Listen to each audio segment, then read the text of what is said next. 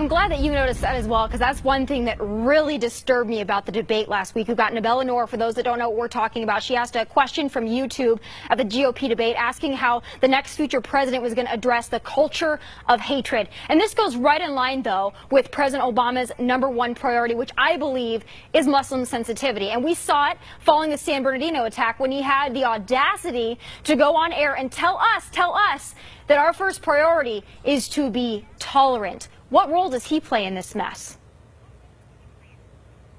Well, he's advanced the jihad enormously. Just look at the world before 2008 and look at the world now. What's interesting about that YouTuber at the GOP debate is she's freer here than she would ever be under the Sharia in a Muslim country. She walked around and flapped that tongue without a hijab. She literally would become the victim of some, honor coda under Islam. The president is consistent.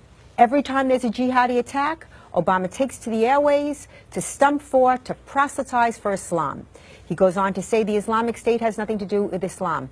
If it has nothing to do with Islam, what is it about? It's all Islam. They quote Islam chapter and verse.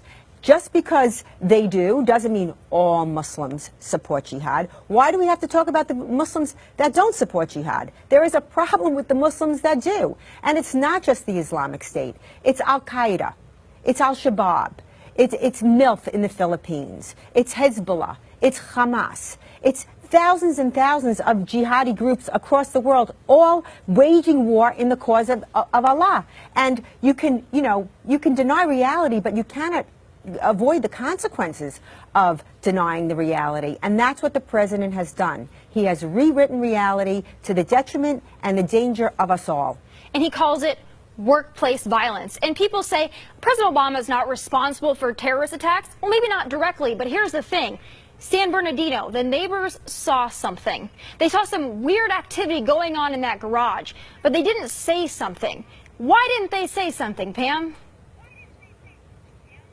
Well, they didn't say something because they were afraid they'd be called racist, Islamophobic, anti-Muslim bigots. And the fact is, if the San Bernardino jihadis didn't get that attack off, they would have been called racist, Islamophobic, anti-Muslim bigots. Because anyone that sees something and says something and it doesn't convert into an actual violent attack is then accused of being a racist.